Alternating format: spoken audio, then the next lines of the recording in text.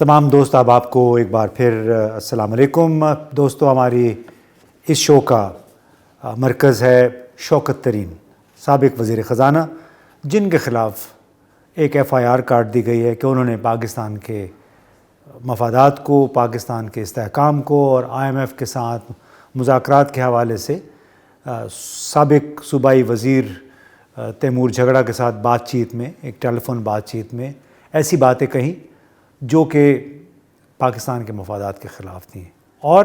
اسی کے نتیجے میں ان کے خلاف بغاوت کا مقدمہ درج کر دیا گیا ہے، قومی مفادات کو کمپرومائز کرنے کا. اور اس کے لیے اتوار کے روز باقاعدہ ایف آئی اے نے شوکت ترین کی گرفتاری کی اجازت بھی حاصل کر لی تھی وفاقی وزیر داخلہ رانا ثناءاللہ صاحب سے، اور انہوں نے کہا تھا کہ جی انہوں نے یہ باتیں کی ہیں، پاکستان کے آئی ایم ایف کے ساتھ جاری مذاکرات کو نقصان پہنچانے کی کوشش کی، لہٰذا انہیں اب اس کا حساب دینا پڑے گا. تو جناب بڑی دلچسپ صورتحال ہے کہ میرا خیال ہے ہم پاکستان میں نئے نئے ریکارڈ بنا رہے ہیں کہ جو کسی نے اگر کسی پہ پتھر مارا تو اس پہ بھی بغاوت کا الزام لگا دیں، کسی نے ٹی وی پہ آ کے کوئی بات کر دی ان پہ بھی بغاوت کا مقدمہ یا دہشت گردی کا مقدمہ قائم کر دیں.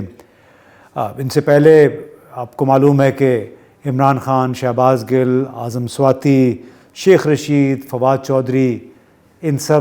کے خلاف باری باری مقدمے ہوئے، بلکہ عمران خان کے خلاف تو کم از کم 60 ایف آئی آریں درج ہیں. اس طرح ارشد شریف صاحب آپ کو معلوم ہے ان کے خلاف کم از کم 15 ایف آئی آریں درج ہوئی تھی. اور ان سب کے ساتھ یہ ہوا کہ مختلف شہروں میں ایک ہی وقت میں نامعلوم افراد آ کے ایف آئی آر درج کرا دیتے ہیں. اب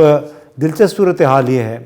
کہ شوکت ترین کی بھی فائنلی باری آ گئی، جو اس حکمت عملی کا حصہ معلوم ہوتا ہے کہ پی ٹی آئی کے رہنماؤں کو باری باری قانونی جھمیلوں میں پھنسا کے انہیں ان کی توجہ اس طرف کر دیں تاکہ وہ حکومت کے خلاف کسی کارروائی میں مؤثر طریقے سے حصہ نہ لے سکے، اور وہ ایک عدالت سے دوسری عدالت کے چکر کاٹتے رہیں. پھر آپ نے یہ بھی دیکھا کہ کس طرح فواد چودھری اور شیخ رشید کو ہتھکڑیاں لگیں، باقاعدہ ان کی تصویریں دنیا بھر میں گئیں. یعنی 19ویں صدی کے قانون کے تحت قائم مقدمے میں سابق وزراء کو باقاعدہ ہتھکڑیاں لگیں، یعنی وہ وزراء جو کہ پاکستان کے کئی رازوں کے امین ہیں، آئی ایس آئی میں، جنرل ہیڈ کوارٹر میں، وزیر اعظم ہاؤس میں انہوں نے میٹنگز میں حصہ لیا ہوتا ہے، بہت سارے راز ان کے سینوں میں دفن ہوتے ہیں، ان کو آپ ہتھکڑی لگا دیتے ہیں. اس میں شرمساری کس کو ہوگی؟ اس میں بدنام کون ہوگا؟ یہ حکومت والے فواد چودھری، شیخ رشید، یا پھر ریاست پاکستان، یعنی پاکستان کے ماتھے پہ ایک کلنک کا ٹیکا. اور اس حوالے سے ایک اور معنی خیز بات یہ ہے کہ چلیں شوکت ترین اب تو ان کی باری آ گئی ہے، آنے والی لگتی ہے. یہ بھی کہا گیا ہے کہ عمران خان کی گرفتاری بھی قریب ہے، ہو سکتا ہے اس سے پہلے وہ نااہل قرار دے دیے جائیں. باقاعدہ پلاٹ کچھ اس قسم کا لگ رہا ہے. لیکن اس تمام تر صورتحال میں پراسرار خاموشی کس نے اختیار کر رکھی ہے؟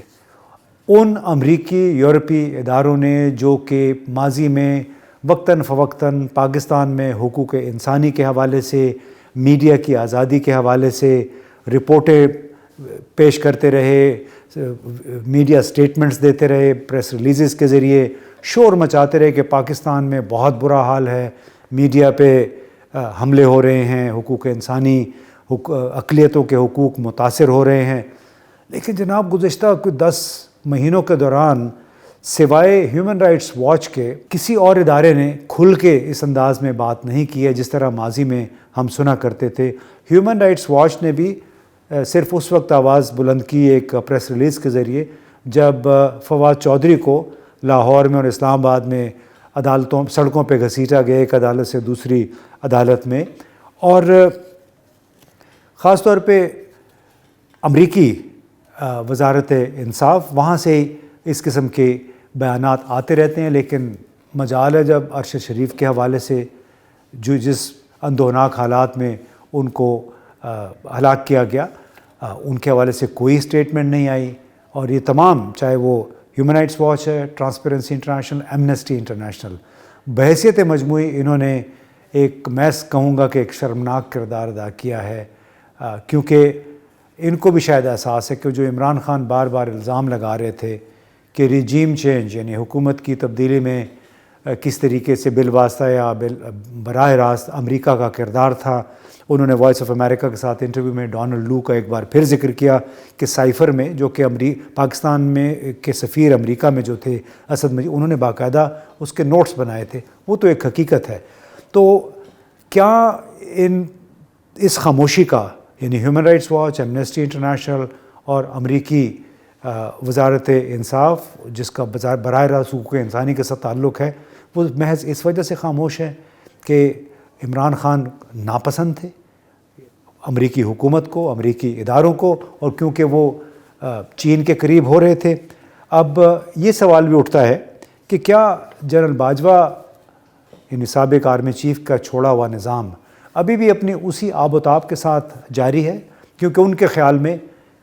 عمران خان چین کے زیادہ قریب ہو گئے تھے۔ عمران خان بار بار کہتے تھے کہ ہمارا معاشی مستقبل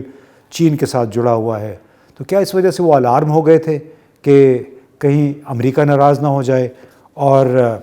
یا پھر موجودہ حکومت PDM وہ بھی امریکی ناراضگی مول نہیں لینا چاہتی، ان کی خوشنودی کے لیے ایسا طرز عمل اختیار کیا ہوا ہے کہ جس میں مسلسل آپ اپوزیشن جماعت کو، ملک کی سب سے بڑی اپوزیشن جماعت ہے، اس کو کچوکے لگاتے رہیں صرف ٹیکنیکلٹیز کی بنیاد پہ، جیسے کہ وہ کوئی پاکستانی نہیں ہے بلکہ غیر ملک سے آئے تھے، کرائے پہ لائے گئے تھے حکومت کے لیے، حکومت ختم ہوئی تو اب ان کو ہتھکڑیاں لگا دیں۔ تو حیرانگی کی بات یہ ہے کہ PDM کے اندر شامل جماعتیں، اس میں خاص طور پہ جو محسن داور صاحب ہیں، خارجہ امور کمیٹی کے چیئرمین بھی ہیں، وہ بڑے پیش رہے، پیپلز پارٹی پیش رہی انسانی حقوق کے حوالے سے، وزیرستان میں سابقہ فاٹا میں حقوق انسانی کے حوالے سے، لیکن ان سب نے پراسرار خاموشی اختیار کر رکھی ہے علی وزیر کی مسلسل نظر بندی پہ۔ وہ اس بات کو بھول گئے، یعنی یہ لوگ میڈیا کی آزادی، انسانی حقوق کے لیے اتنا شور مچایا کرتے تھے، لیکن آج جو کچھ PTI کے لیڈروں کے ساتھ ہو رہا ہے، جو کچھ علی وزیر کے ساتھ ہو رہا ہے، اس پہ یہ مسلسل خاموش ہے۔ آخر اس کی وجہ کیا ہے؟